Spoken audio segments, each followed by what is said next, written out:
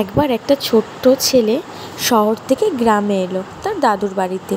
এসে দাদুকে বলল যে, দাদু, আমি সফল মানুষ হতে চাই বড় হয়ে।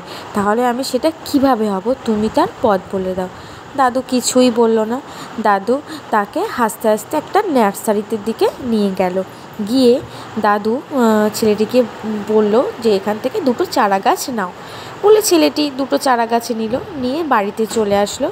এসে তার মধ্যে দাদু একটা চারা গাছ বসালো বাড়ির মধ্যে, আর একটা চারা গাছ বসালো হচ্ছে বাড়ির বাইরে, মানে রাস্তার ধারে।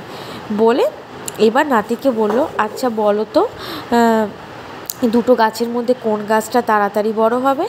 নাতি অনেকক্ষণ ভাবলো, ভাবার পর তার দাদুকে বলল, দাদু, আমার মনে হয় বাড়ির ভিতরের গাছটাই তাড়াতাড়ি বড় হবে, কারণ ভিতরের গাছটা অনেক যত্নে বড় হবে, আর বাইরের গাছটা ওর অনেক বিপদের মুখে সম্মুখীন হতে হবে।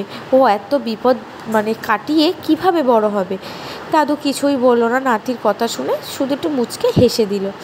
দিয়ে নাতি চলে গেল শহরে, দাদু গ্রামেই রয়ে গেল। তার ঠিক 4 বছর পর নাতি আবারও গ্রামের বাড়িতে এলো।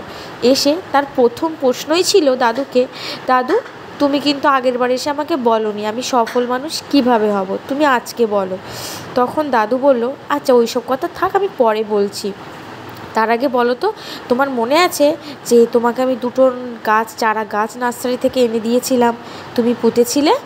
তো বলো তো সেই গাছ দুটো কোনটা বড় হয়েছে, চলো দেখে আসি আমরা। তো ভিতরের গাছটা যথারীতি দেখতে গেল, গিয়ে দেখলো গাছটা বড় হয়েছে, ভালোই বড় হয়েছে। তারপর দাদু নিয়ে গেল রাস্তার ধারের গাছটাতে।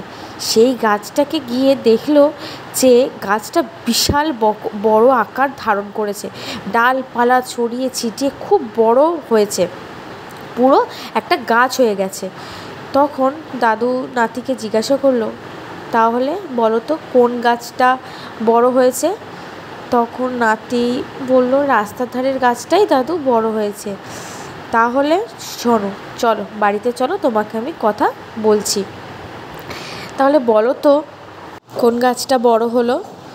শোনো, তুমি সফল হতে পারবে, দেখো এই গাছটা কিন্তু অনেক সহজভাবে বড় হয়েছে বলেই বেশি বড় হতে পারেনি, আর ওই গাছটা অনেক বিপদের মুখে দাঁড়িয়েও কিন্তু শিকড়টাকে আঁকড়ে ধরে মানুষকে ছায়া দিয়ে বড় হয়েছে।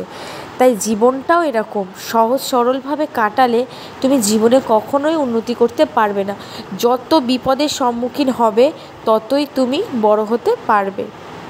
তার জন্য জীবনটাকে সহজভাবে নয়, কঠিনভাবে তুমি নিজেকে তৈরি করো, তাহলেই তুমি জীবনে সফলতা পাবে। এটাই আজকের গল্প দাদু নাতির। কেমন লাগলো অবশ্যই কমেন্টস করো।